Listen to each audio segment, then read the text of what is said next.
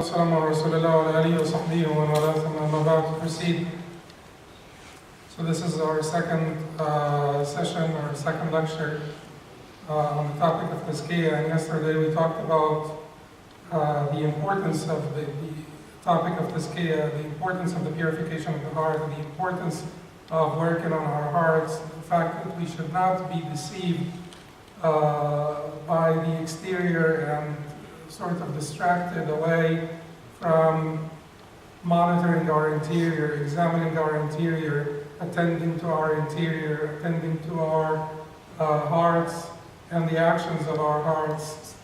And we said that it would be extremely important that we know the different types of hearts, and we know how to improve the quality of your heart, to be more receptive of the truth, to be more accepting of the truth, to be a container of goodness, and to not be a container of evil. And we said that there are certain qualities that we need to weed out from our hearts, that we need to remove, and there are certain qualities that we need to instill, to inculcate in our hearts. And those qualities that we need to inculcate into our hearts, and we may not have the time to go through them one by one, but certainly it would be important that you seek to know about them, to know more about them, and to know how you can master them. How could you have those qualities? How could you reach those stations? How could you master those actions of the heart? These would be things like truthfulness, as-sidq, watchfulness, al-muraqabah, reliance, tawakkul, the love of Allah subhanahu wa ta'ala, hub, fear from Allah subhanahu wa ta'ala, al-khawf, taqwa Allah subhanahu wa ta'ala, which means vigilance, to stay vigilant concerning your religious commitment, and hope in the reward of Allah subhanahu wa ta'ala, which means al-raja. All of these are qualities that we should attain and we should inculcate and instill in our hearts. There are those qualities that we should make sure that we weed out, remove from our hearts, such as al-haj, al-kibr, al-ghurur. These are sort of interconnected. The hajj is self-conceit, al-kibr is pride, al-ghurur is self-deceit. There is, you could also say that al-kibr is pride and arrogance, and al-ghurur is self-deceit.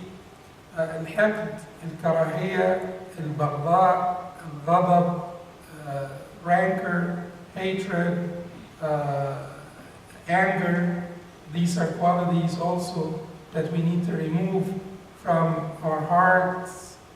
Al-kadhib, al-nifaq, al-riya, hubb al-sum'a, wal-jah, lying, dishonesty, showing off, ostentation, the pursuit of celebrity, the pursuit of praise from the people, the pursuit of status and prestige.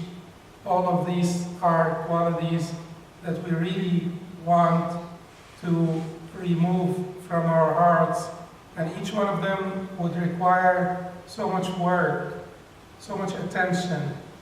These are not simple matters, and unless the problem is we don't see them in ourselves. Like the Prophet ﷺ said, why can each one of you see the speck in his brother's eye but not see the log into his own eye? And if we can have this, if we have this ability to see the speck in our brother's eye, if we have that ability to see the speck in our brother's eye, then maybe it's a good thing that whenever you see something in your brother, just turn around and reflect into yourself and be introspective and look for it in yourself. I guarantee you that you will find it in yourself most of the time if you're truthful and honest, and if you really want to rectify your affairs. If you really want to fix yourself, you will be able to find it in you. So if you see one of your brothers looking a little bit arrogant, you tell yourself, am I not arrogant? Maybe I have a different type of arrogance. Don't you know that humbleness could be a form of arrogance sometimes? Don't you know that when you act humble, thinking that you're humble, that you're being arrogant? Because you thought that you're better, but you're trying to lower yourself down to the level of those people that are beneath you or inferior to you. So that very act of humbleness is a manifestation of arrogance. And so you may be manifesting the same thing in a different way.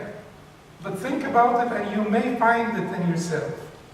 And most likely, you will be able to find most of the problems, faults, flaws, diseases, afflictions, troubles that you can identify in your brothers or in your sisters. You could look into yourself and find them. However, most of the time we use telescopes and microscopes to look for all the flaws around us when we would have been able to use a simple mirror and see all the flaws in the world in that simple, very small little mirror. But we don't, a simple mirror is much cheaper. And it is much more beneficial for you to look into the mirror than to look into the telescope. So maybe that is the best way to find out about your own problems. Whenever you see a problem in someone else, think that you have it. Believe that you have it. You're also a human being. You also have the same inclinations like the rest of humanity. And if you have not been working on this quality so hard to get yourself, to rid yourself of it, you probably have it. You probably have it, because it's not going to happen like this. You need to work on these things. You need to work on purifying your heart from these ailments and these diseases. So begin the journey. Begin the walk. Begin paying attention to your heart.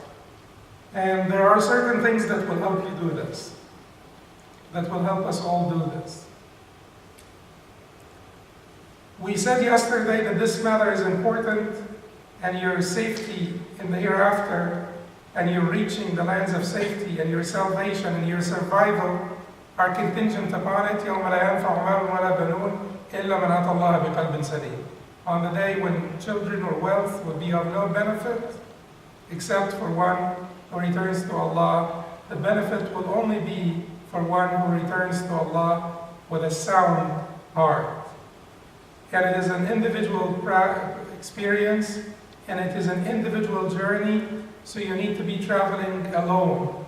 And that makes it even more concerning, because you need to be doing this work on your own, and no one will fix your heart for you but yourself.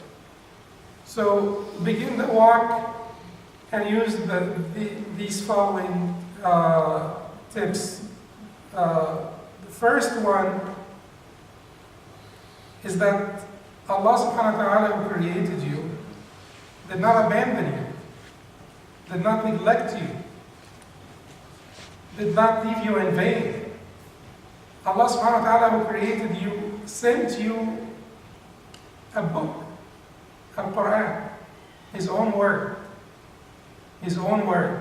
He sent you that book for your salvation. وقال الذين كفروا لولا نزل عليه القرآن جملة واحدة كذلك لنثبت به فؤادك ورتلناه ترتيلا. Allah subhanahu wa ta'ala said in Surah Al-Furqan that this believer said, have the Quran been revealed to him all at once? كذلك, we have revealed it in parts, لنثبت به فؤادك, to strengthen your heart. وَرَتَّلْنَاهُ تَرْتِيلًا, and we recite it in graduation, or we recite it to you over periods,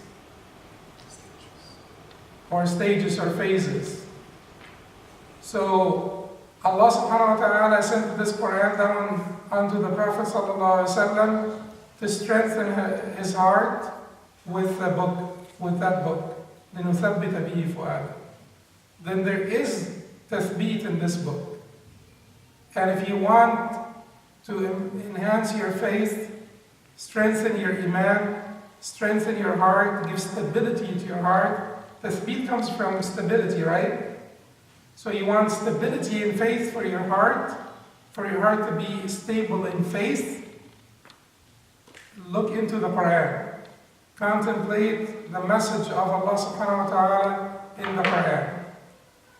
So Ibn al-Qayyim rahimahullah in Al-Fawaid says, look at the Quran.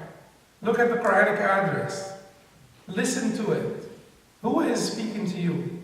It is Allah. It is the King of the Kings. The one in whose hands is the dominion. The one who is established above his throne. The one who knows everything, revealed and concealed. It is the one who gives life and death. It is the one who controls all the universe. It is the one who gives and takes. It is the one who honors and humiliates. It is the one who is in control. And He is the most beautiful King, the greatest of all kings and the most beautiful King. Yet He reached out to you. He reached out to you to tell you of the path of your salvation, to tell you of the path to Him. And He wants to acquaint your heart with Him. He is the one who is reaching out to you, telling you of His names and attributes, telling you of His actions, of His mercy, of His compassion, to acquaint your heart with Him so that you love Him. He's the one who is reaching out to you, seeking your love. And He is telling you of the means to the land of safety. And He's telling you of the causes of ruin and destruction and the path to the lands of doom. And He's warning you against them. And He's telling you of the destiny and, the destiny of those who are His cherished servants, their destiny, their ending in this life, and their final abode and their reward in the hereafter. And He is telling you of the destiny of those who disobeyed Him and defied Him. And He is telling you of the description of His lands of safety, the abode of honor and reward, and Jannah. And He described it for you so that He would encourage you to seek it. And He warned you of the nar, and He warned you of its ugliness, its pains, and its humility and disgrace of the people that will enter it. And all of this, while He is giving you the gentlest of exhortations. His speech to you, whenever He is addressing you, He is addressing you by your beautiful names. Ya ayyuhalladhina amanu, O you who believed. Ya ayyuhalladhina amanu, it's a beautiful name. So He's giving you the gentlest exhortation and addressing you in the best manner. And while He is telling you of the way to safety and the path to the lands of safety and the abode of honor, with the gentlest advice and exhortation, He is also reminding you that He is your victor, protector, defender. He is your maintainer and sustainer. He is the fixer of your affairs. He is the rectifier of your heart. He is the one who conceals and covers your slip-ups and your shortcomings. And He is the one who forgives you and pardons you, even if you go so far. He is always opening His door so that you can return, so that you can walk back to Him, even if you go so far to shirk. Once you return to Him, He accepts your return and He forgives you, and He starts a new page for you. Even if you go back, if you go all the way out to shirk and disbelief and defiance and rejection of him and his message. Then Imam al-Qayyim said, how could you not love him after all of this? How could you resist to be in love with him, to fall in love with him? How could you resist, to be so attached to him that his pleasure becomes all of your, becomes the center of your attention, becomes the ultimate pursuit of you in this life? How could you resist this if you truly read the Quran with a heart that is receptive, a heart that is present, hudur al-qalb, not only a mind that is present, because that could benefit you in understanding the meanings of the Quran and the implications and the apparent and the subtle and the rulings and so on, which is good. But it will not, unless your heart is invited to this. When you sit down and read the Quran and contemplate the meanings of the Quran, you may only invite, your mind to this feast of blessings and bounties and favors. You will have some benefit. It will be an intellectual benefit, a mental benefit, but you will stop there. But if you invite your heart as well, you will get all the benefit. You will get all the benefit. You will get the ultimate benefit. The ultimate benefit is your closeness to Allah, your nearness to Allah, your proximity to Allah subhanahu wa ta'ala. It is the tenderness of your heart. It is the softness of your heart. It is the rectification of your soul, of your self, of your nafs. So that is the first step. Ayatullah fil kitab, for Quran. Ayatullah fi kitabi. And then you need to contemplate ayat Allah in His universe. Because Allah has ayat in His universe. He has His ayat in His book, and He has the ayat in His universe. Contemplate particularly the nature of this dunya, and the nature of your relationship with this dunya, and the nature of your journey through this phase of your existence.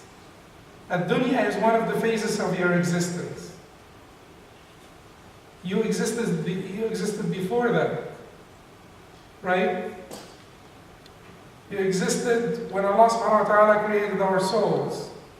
We are spiritual beings in a physical form, because our souls were created before our bodies, and then our souls were breathed into our bodies. وَإِذْ أَخَذَ رَبُّكَ مِنْ بَنِي آدَمَ مِنْ ظُهُورِهِمْ ذُرِّيَّتَهُمْ وَأَشْهَدَهُمْ عَلَى أَنفُسِهِمْ أَلَسْتُ بِرَبِّكُمْ قَالُوا بَلَى شَهِدْنَا. And remember when your Lord took from the loins of Adam his descendants, and He spread them out before Him, and He asked them, am I not your Lord? They said, yes, you are our Lord. We testify to that. That was when you and I were spirits. Before we were breathed, or our souls were breathed into this form that we have now. This form is secondary to our initial existence, which is a spiritual existence. And then do you remember this ahd? Do you remember this covenant? You do remember it to some extent. Even if you do not fully remember it, and you're not fully aware of it, but what remained of this covenant is called al-fitra, your genuine inclination, your natural tendency as a human being. Al-fitra is for you to always, whenever you encounter a difficulty or you're in your times of need and hardship, to raise your head up to the heavens and ask Allah alone. Regardless of how many gods you have ascribed as partners to him. Whenever it is time of hardship, you return to him. That is your fitrah. That's your general inclination. These are the remains of the first covenant that Allah subhanahu wa ta'ala took from you in your spiritual existence, pre-physical existence.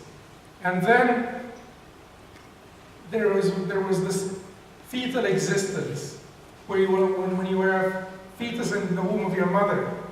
And then you came out to this dunya. And then you will have hayatul barzakh, which is the existence in the grave. And then you will be resurrected to the hereafter, which is the final stage of our existence. May Allah make it a beautiful one. So remember this journey, because for most of this journey you will be alone.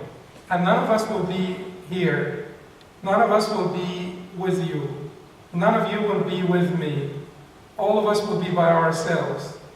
Like I said yesterday, on your deathbed, you'll be alone, even if people are surrounding you. When you enter your grave, you'll be alone. When you get resurrected, you'll be alone. During your hisab or reckoning, you'll be alone. You will enter the Jannah alone, and then you will enjoy, inshallah, the company of the prophets and messengers and the pious ones in Jannah. May Allah subhanahu wa ta'ala make us of the people of the Jannah. So this journey, particularly this segment of the journey in this dunya, was beautifully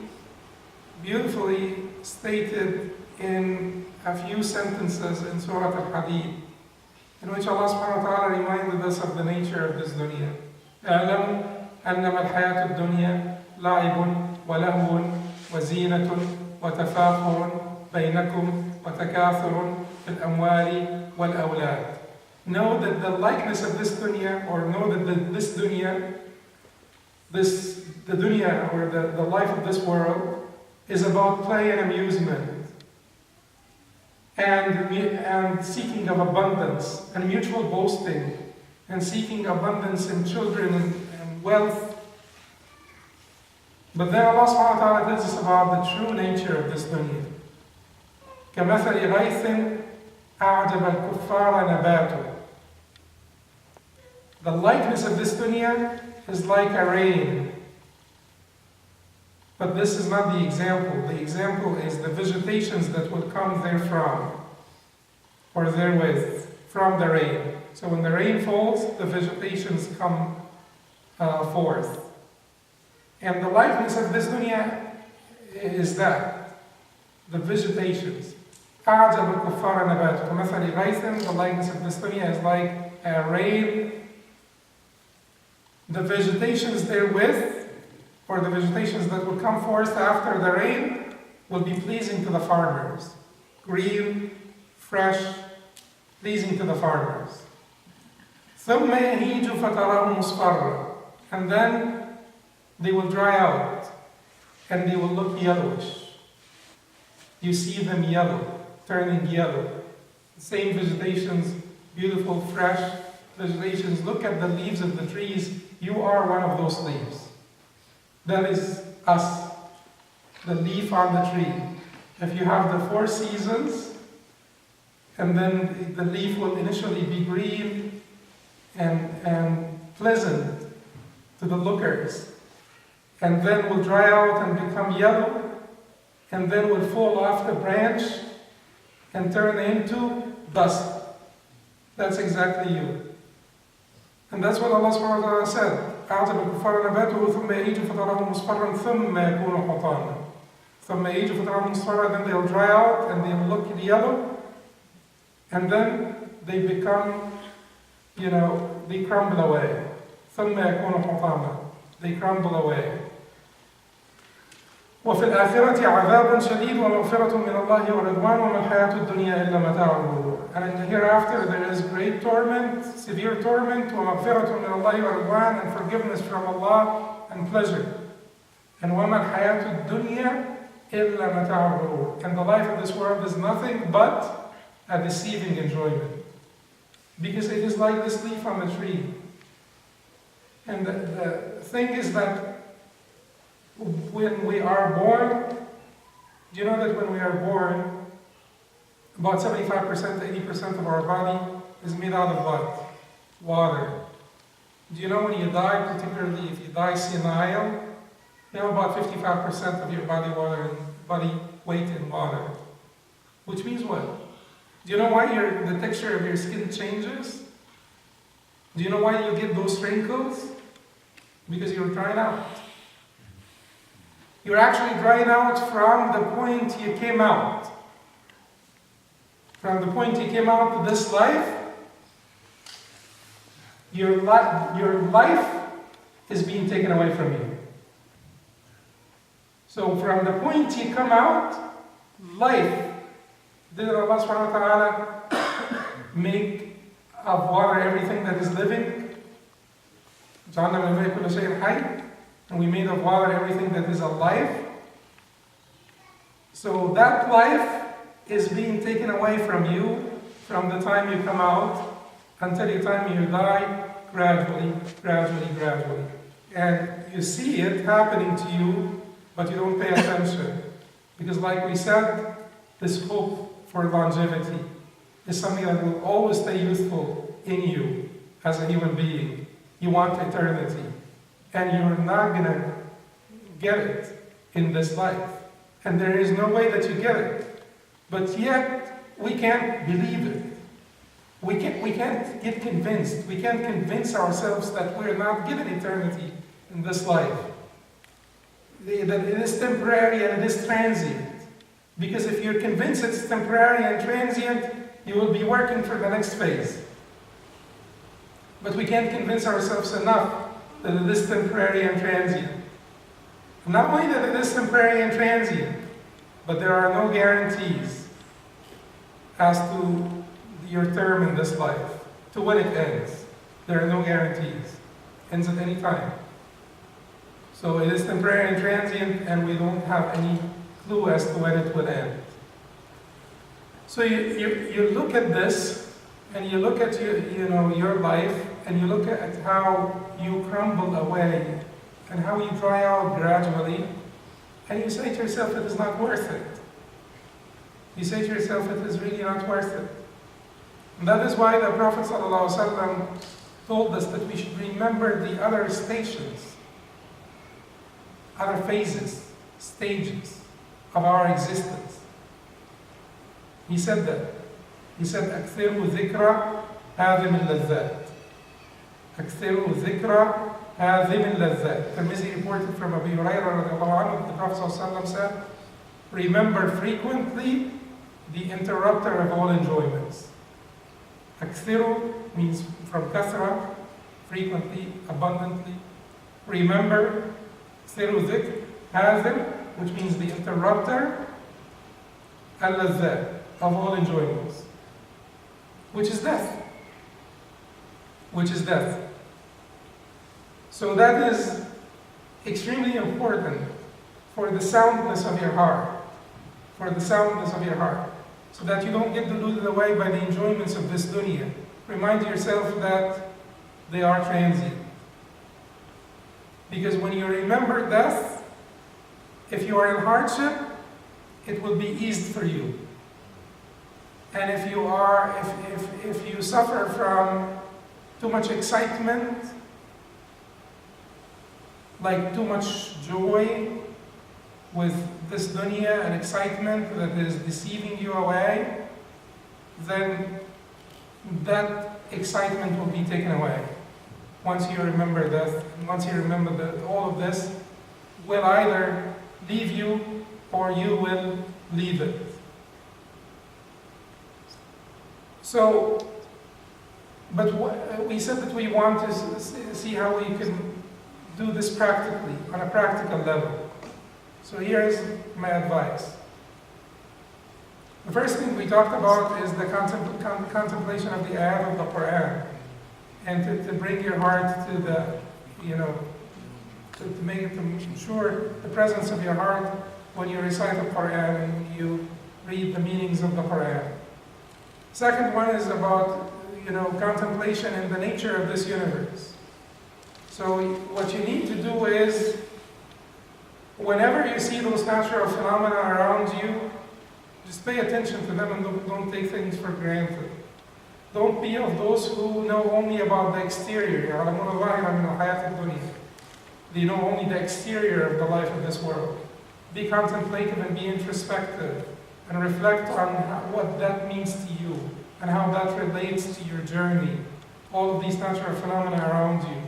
Particularly this particular event, which is most eventful in this dunya, and most certain of all events in this dunya, which is the event of death. So how many of you wash the dead?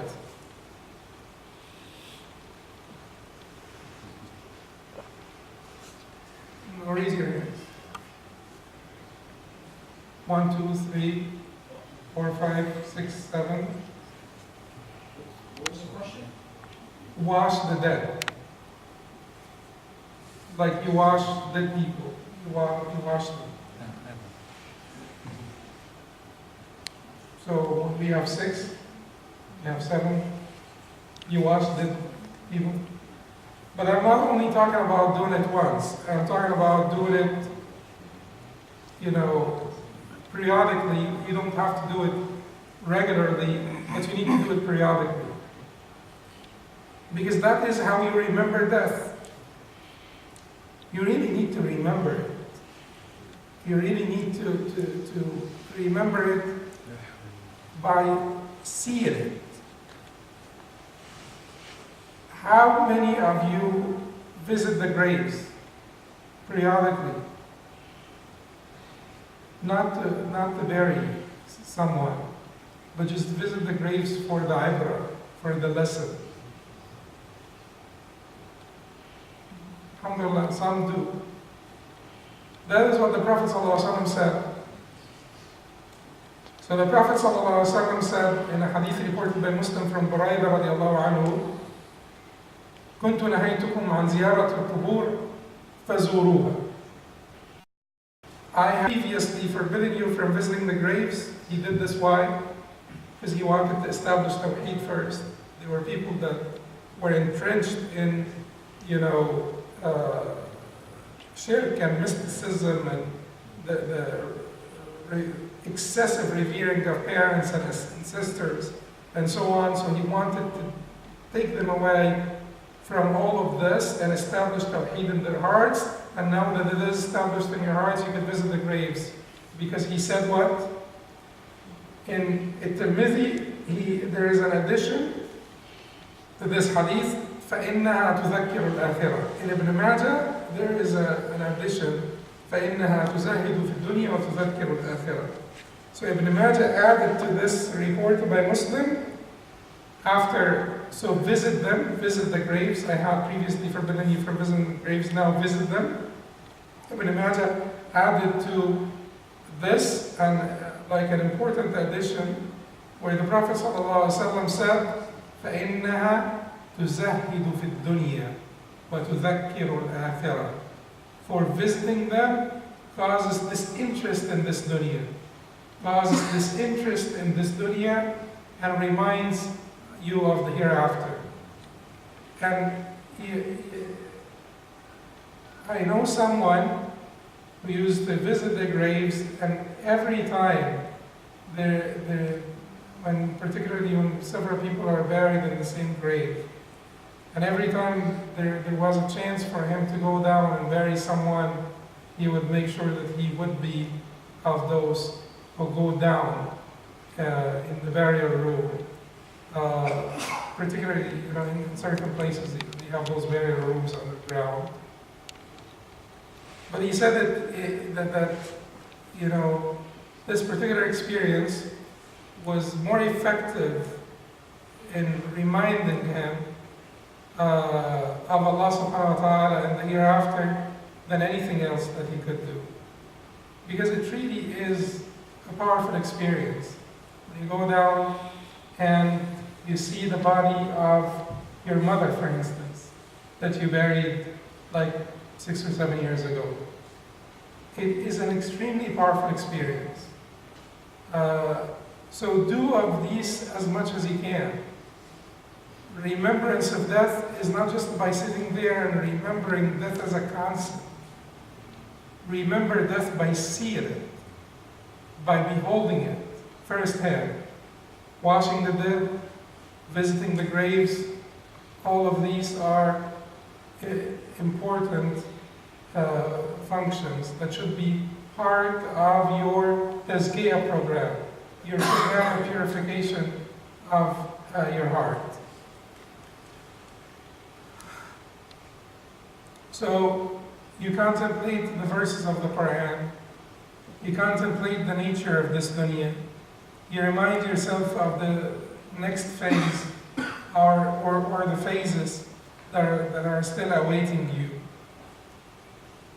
And of these things also, the means to purification is to have awrad of ibadah, to have, routine functions, acts of worship, bring you closer to Allah. Bukhari reported from Anas that the Prophet ﷺ said, لا يستقيم إيمان عبد حتى يستقيم قلبه ولا يستقيم قلبه حتى يستقيم لسانه.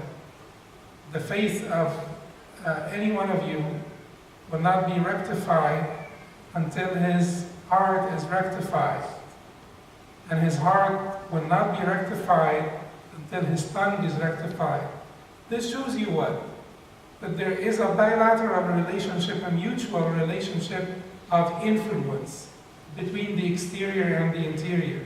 So fixing your exterior is important for the health of your interior. So do not disregard your exterior and say that I am paying attention to my interior. Fixing your exterior is important. يا أيها الذين آمنوا كتب عليكم الصيام كما كتب على الذين من قبلكم لعلكم تتقون. O you who believe, fasting is prescribed for you as it was prescribed for people before you, that you may attain piety. So fasting causes piety. خذ من أموالهم صدقة تطهرهم وتزكيهم بها.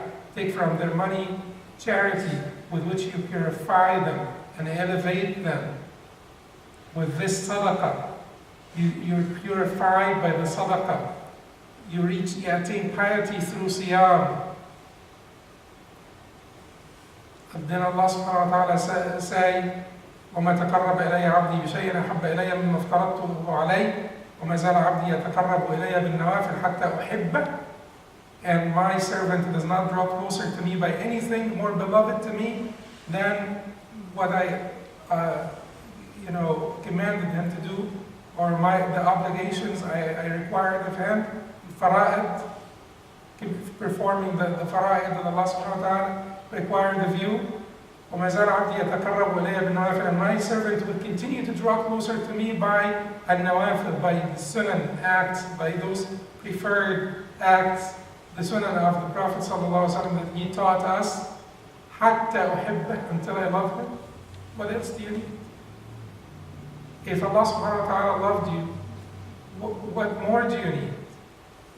What higher station do you aspire for than to be loved by Allah subhanahu wa ta'ala? So pay attention to your exterior and have these functions, routine functions. Make sure that you have these routine functions. It is amazing, that some people fast twice a week. I was just reading this today on Bloomberg. We're trying to construct a website that collects all of the scientific data all of the scientific data that supports Islamic concepts and Islamic rulings and so on and so forth. So someone sent me this article on Bloomberg today. We have so many articles, similar articles, that many people are actually fasting twice a week. Can you believe this? Twice a week to avoid what? Depression and other mental disorders and Alzheimer's. Because studies have proven that when you do this twice a week, your brain gets rid of gets rid of the dysfunctional cells. And this is protective against, Alzheimer's and mental, dementia, of old age and many other problems.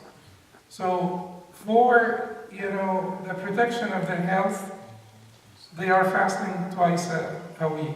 Why can't we do this for the protection of our, hearts? For the, to defend our hearts against the shaitan.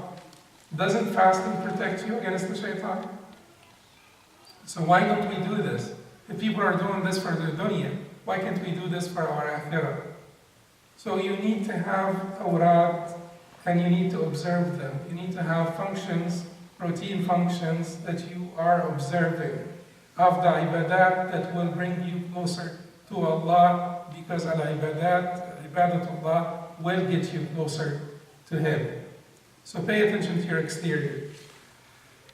And it is also important, while we're doing this, to truly, truly avoid haram. Because haram ruins the heart. Not only that haram ruins the heart, but indulgence in shubuhat also would ruin the heart. Bukhari and Muslim reported from Nu'man ibn Bashir radiallahu anhu that the Prophet sallallahu alaihi wasallam said, this hadith is important, famous hadith, it's number 6 of the hadith al-Nawawiyya, Arba'in al-Nawawiyya. إن الحلال بين وإن الحرام بين وبينهما أمور مشتبهات لا يعلمهن كثير من الناس. Most verily halal is clear and haram is clear, and between them are doubtful, suspicious, dubious matters, not known by many people. فَمَنِ اتَّقَى الشُّبُهَاتِ فَقَدْ اسْتَبْرَأَ لِدِينِهِ وَعِرْضِهِ. And whoever avoids the shubuhat, those doubtful matters, has cleared his deen and his reputation from all harm. وَمَنْ وَقَعَ فِي الشُّبُهَاتِ وَقَعَ فِي الْحَرَامِ. And he who falls into the shubuhat is about to fall into haram. كَالرَّاعِي يَرْعَى حَوْلَ الْحِمَى. Like a shepherd who grazes his sheep close to a forbidden sanctuary. يُوشِكُ أَنْ يَقَعَ فِيهِ or يُوشِكُ أَنْ يَرْكَعَ فِيهِ. He's about to trespass. The sheep are about to trespass. Trespass into the forbidden sanctuary. Forbidden sanctuary. أَلَا إِنَّ لِكُلِّ مَلِكٍ حِمًى. Most verily, for every king, there is a forbidden sanctuary. أَلَا إِنَّ حِمَى اللَّهِ مَحَارِمُهُ. And for Allah, His forbidden sanctuary is His prohibitions. أَلَا إِنَّ فِي الْجَسَدِ مُضْغَةً إِذَا صَلَحَتْ صَلَحَ الْجَسَدُ كُلُّهُ. Most certainly there is a piece of flesh in the body. If it is rectified, the whole body is rectified. وَإِذَا فَسَدَتْ فَسَدَ الْجَسَدُ كُلُّهُ. And if it is corrupt, the whole body will become corrupt. أَلَا وَهِيَ الْقَلْبُ. It is the heart. So this hadith is telling you two things. It's telling you that you should really ask your heart after you had asked the scholars. Because in the beginning of the hadith, the Prophet ﷺ said, لَا يَعْلَمُهُنَّ كَثِيرٌ مِنَ النَّاسِ. Not known by many people, meaning they are known by some people. So that is the first indication that you should ask the scholars. But after you ask the scholars, you still double check with your heart. Because at the end of the hadith, there is an indication that you must double check with your heart. You must send it through your heart.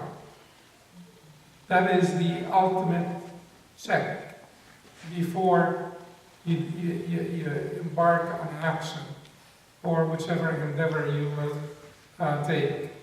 But there is another thing in the hadith also, is that the Prophet ﷺ is telling you that those shubuhat will cause the ruin of your heart. So be careful, because if you indulge in the shubuhat, you will cause corruption to your heart, and if you cause corruption to your heart, you cause corruption to your entirety, because the heart is the king of the limbs. Once it is corrupt, the rest of the limbs will be corrupt as well.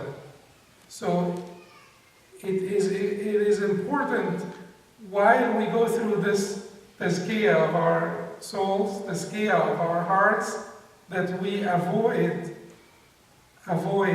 not only the haram, but also the shubuhat. The Sahaba radhiyallahu alayhim would even avoid much of the halal out of fear of falling into shubuhat and then haram. One of the things that are also extremely important through this, in our effort of tazkiyah, one of the things that are extremely important is to show mercy to people. Show mercy to people. Tazkiyah, when we want to have tazkiyah, aren't we seeking the mercy of Allah subhanahu wa ta'ala? Aren't we seeking the mercy of Allah? Isn't our salvation dependent on the mercy of Allah?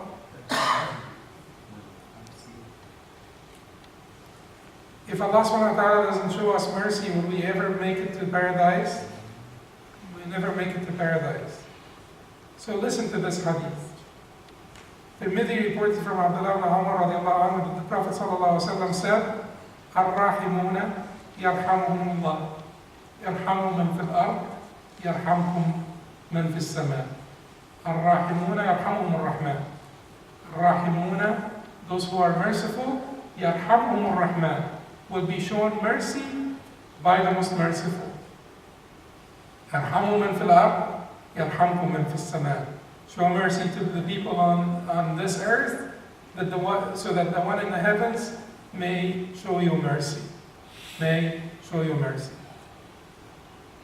In fact, Abu Nu'aym in his book Ma'rifat al-Sahaba reported with a Hasan chain of narration a beautiful hadith also from the Prophet ﷺ, from Amr ibn Habib, from the Prophet ﷺ, that he said, خَابَ عَبْدٌ وَخَسِرٌ لم يجعل الله في قلبه رحمة للبشر. خاب عبد وخسر لم يجعل الله في قلبه رحمة للبشر. He's doomed and ruined. The abd in whose heart Allah will not instill mercy for humanity, mercy for al-bashar, for the entire humanity. خاب عبد وخسر. He failed and he's doomed. So this is basically, this requires effort to have this mercy in your heart for people.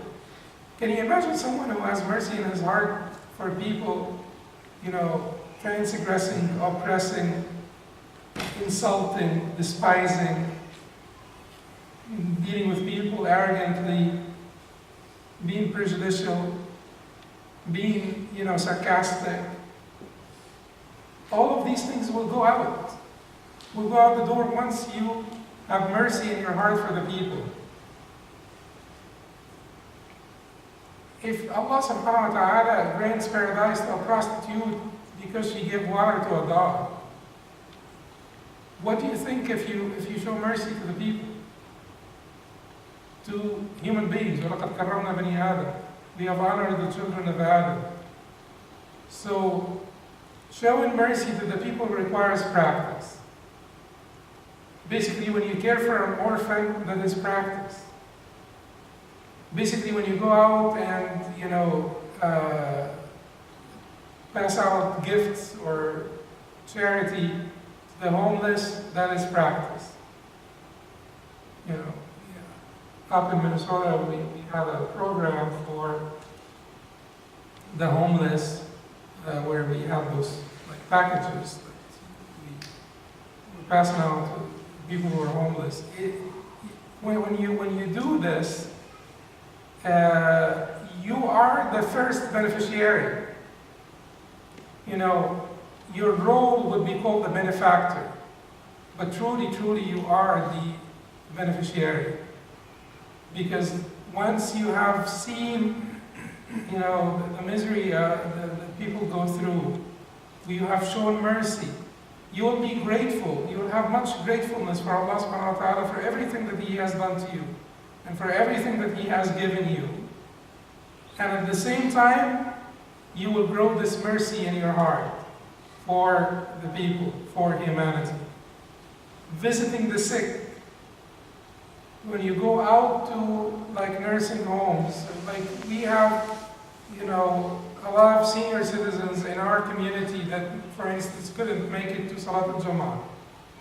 Have we ever thought of establishing a group, a committee, you know, to get those people from wherever they are, bring them to Salat al-Jum'ah, or to the Friday night halaqah, or whatever family night halaqah that we have?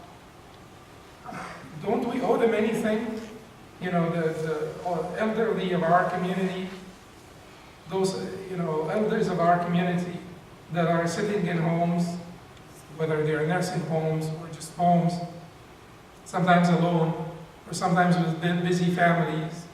We owe them a lot. As a community, we should try to help them out, bring them to the masjid, you know, look after their needs. We keep on reading on Abu Bakr and Umar and how they were competing, and they go to this, you know, older woman and sweep and mop for her, and, you know, fix food for her. And but up until when are we gonna just be like mesmerized by those stories and, you know, sort of amused by them and very sort of just up until when is it going to be for fun for us? And just to nod our heads and say, so when are we going to do this? When are you going to do like Abu Bakr and Umar? Because that is how you earn those rankings. There's got to be effort invested. خُذُوا مَا أَتَيْنَاكُمْ بِقُوَّةٍ. Take what we have given you with strength. So there has to be effort invested. You need to go home and say to yourself, I need to start now. وَسَارِعُوا إِلَى مَغْفِرَةٍ مِّن رَبِّكُمْ. Hasten to forgiveness from your Lord. خُذُوا مَا أَتَيْنَاكُمْ بِقُوَّةٍ. Take what we have given you with strength. Purification is not an easy matter. Purification is not, it is not even as simple as doing a single action or two actions. Purification, this is your ongoing struggle for the rest of your life until the end of your life. And it requires all of this. It requires staying away from haram and shubuhat. It requires having, you know, routine functions of worship and dhikr and dua and salah and charity. It requires having mercy for humanity and showing it and manifesting and exhibiting, you know, practicing, doing these things. You remember this hadith when the Prophet ﷺ said, مَنْ أَصْبَحْ مِنْكُمُ الْيَوْمَ صَائِمًا. Who woke up today fasting? And Abu Bakr said, أَنَا يَا رَسُولَ اللَّهِ. I did, O Messenger of Allah. And then he said, مَنْ تَبِعَ مِنْكُمُ الْيَوْمَ جَنَازَةً. Who followed the janazah? And then Abu Bakr said, I. And then the Prophet ﷺ said, مَنْ عَادَ مِنْكُمُ الْيَوْمَ مَرِيضًا. And Abu Bakr said, I. And then the Prophet ﷺ said, مَنْ أَطْعَمَ مِنْكُمُ الْيَوْمَ مِسْكِينًا. And Abu Bakr said, I. And the Prophet ﷺ said, مَا اسْتَمَعَ فِي امْرِئٍ إِلَّا دَخَلَ الْجَنَّةِ. That they never coexisted, never been done in one person on one day, except that he would enter paradise. And then we think that we're just going to sit here and listen to a talk, and tomorrow you'll go have, like, you know, breakfast at Panera, and then take your wife to whatever, and then on Monday you'll go to work, and so on. And next weekend we'll have another speaker, or, you know, the Imam of the Masjid will give us another talk, and so on and so forth. And then we think that we can make it, you know, to the company of Abu Bakr and Umar and the Messenger of Allah sallallahu alaihi wasallam. It just doesn't work this way. It just doesn't work this way. There's got to be, you need to do these things. Do you need to enjoy their companionship? Do you need to enjoy their company and the hereafter? These are the things they did. And if you want to deserve to be in their company and the hereafter, do like they did in this dunya, so that you will be in their company in the hereafter. Finally, and I know like we could talk a little bit more about this certainly, but ربنا لا تزغ قلوبنا بعد إذ هديتنا وهب لنا من لدنك رحمة إنك أنت الوهاب. Our Lord, do not misguide our hearts after you have given us guidance. Rely on Allah and show humility and humbleness to Allah, because purification is dependent on His mercy and fadl and bounty. You will never be purified unless He so wills. So you need to be always asking Him to purify your heart and to guide your heart and to stabilize your heart in faith. So supplication, dhikr and supplication, dhikr and supplication. Dhikr does not only mean verbal remembrance. It means the remembrance of the heart. It means the awareness, the recognition, the feeling of the presence of Allah subhanahu wa ta'ala in your heart. That is dhikr. And certainly it also means the remembrance of the tongue. In fact, Mu'adh ibn Jabal asked the Prophet ﷺ about the best deeds, and he said to him, أَن تَمُوتَ وَلِسَانُكَ رَطٌ مِّن ذِكْرِ اللَّهِ. To die while your tongue is moist with the remembrance of Allah, because of the remembrance of Allah. Like you're always in remembrance with your tongue. So it is always doing the function that is best for it, which is the remembrance of Allah subhanahu wa ta'ala. So dhikr